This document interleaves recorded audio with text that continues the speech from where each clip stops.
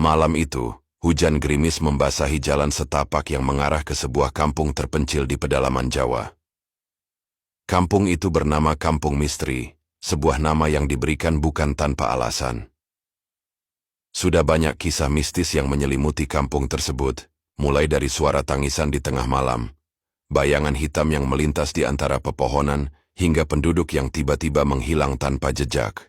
Rian, seorang jurnalis muda yang memiliki ketertarikan terhadap hal-hal mistis, mendengar tentang kampung misteri dari seorang narasumber. Ia pun memutuskan untuk datang ke kampung itu guna mengungkap kebenaran di balik cerita-cerita menyeramkan yang beredar. Ketika ia tiba di pintu gerbang kampung, suasana terasa berbeda. Udara terasa lebih dingin daripada seharusnya, dan langit tampak lebih gelap meskipun bulan purnama bersinar terang. Penduduk kampung yang melihat kedatangannya hanya menatapnya dengan tatapan curiga dan penuh ketakutan.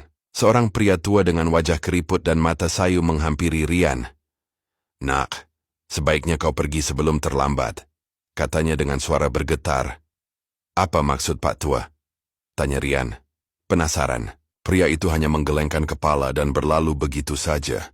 Rian merasa semakin tertarik untuk mencari tahu misteri yang ada di kampung ini. Rian menginap di rumah seorang warga bernama Pak Karta, yang bersedia menerimanya meskipun dengan syarat ia tidak keluar rumah setelah matahari terbenam. Malam pertama di Kampung Misteri terasa begitu mencekam. Sekitar pukul 2 dini hari, Rian terbangun karena suara tangisan perempuan. Ia mencoba mengabaikannya, tetapi suara itu semakin lama semakin dekat. Dengan hati-hati Rian mengintip melalui celah jendela. Ia melihat seorang perempuan berambut panjang, mengenakan kebaya putih, berdiri di tengah jalan desa dengan kepala tertunduk.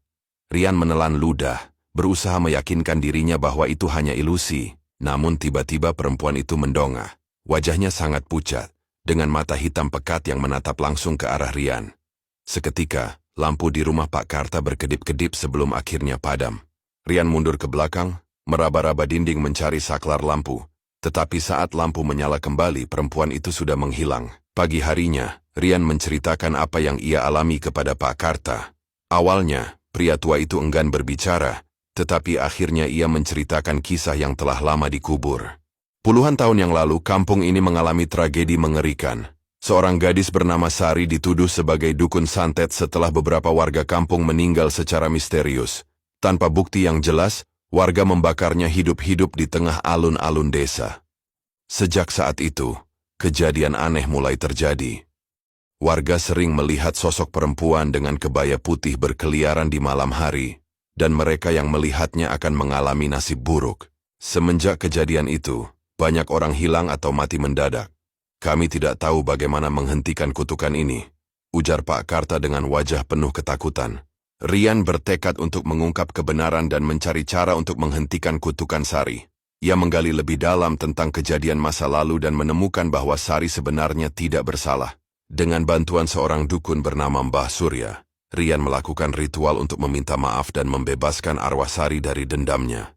Angin bertiup kencang saat Mbah Surya mulai melantunkan mantra dalam bahasa Jawa kuno. Lilin-lilin di sekeliling lingkaran ritual bergetar, api mereka berkedip-kedip seolah hendak padam. Rian berdiri di belakangnya, menatap tegang ke dalam kegelapan, menunggu sesuatu terjadi. Tiba-tiba suara tangisan kembali terdengar, kali ini lebih nyaring dan menyayat hati. Kabut semakin tebal, menyelimuti area ritual. Sosok Sari muncul perlahan dari bayangan pohon. Kebayanya yang putih tampak melayang tertiup angin. Matanya yang hitam pekat menatap penuh amarah. "Kalian tidak bisa mengusirku begitu saja. Kalian harus merasakan penderitaanku." Suara Sari terdengar bergema di seluruh kampung. Mbah Surya tetap teguh, menambahkan segenggam kemenyan ke dalam api. Asap putih mengepul, memenuhi udara dengan aroma menyengat. Namun tiba-tiba api di tengah lingkaran ritual padam dengan sendirinya, dan Rian merasakan sesuatu yang dingin merayap di tengkuknya. Pak Karta yang berdiri di kejauhan berteriak, "Dia terlalu kuat, dia belum mau pergi."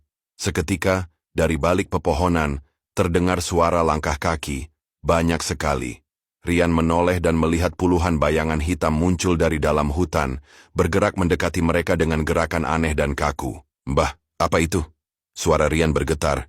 Mbah Surya menatap dengan wajah pucat. "Itu, mereka yang telah diambil oleh Sari. arwah penasaran yang terjebak di kampung ini. Mbah Surya segera mengubah rencana. Jika kita tidak bisa mengusirnya, kita harus memahami apa yang sebenarnya dia inginkan. Rian mencoba berbicara dengan Sari. Apa yang membuatmu marah? Apa yang sebenarnya terjadi padamu? Sari menatapnya dengan penuh kebencian. Aku dibunuh karena keserakahan mereka. Aku tidak pernah melakukan santet.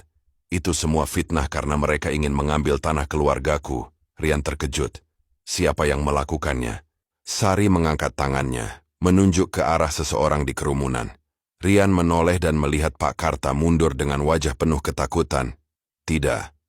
Itu sudah lama berlalu.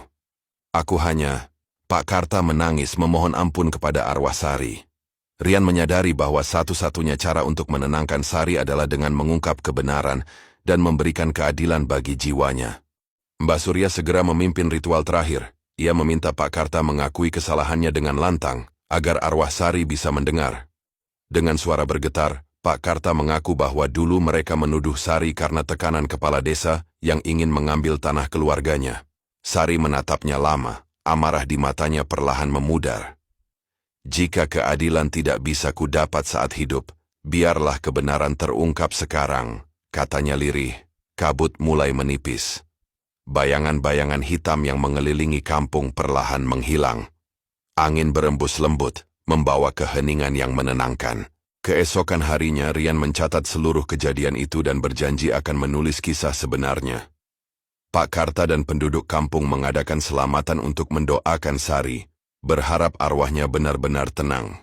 Sebelum pergi, Rian berdiri di tepi desa, menatap ke arah hutan yang sebelumnya dipenuhi kabut. Sejenak, ia merasa ada sosok perempuan tersenyum di kejauhan sebelum akhirnya menghilang. Kampung misteri kini tak lagi dihantui.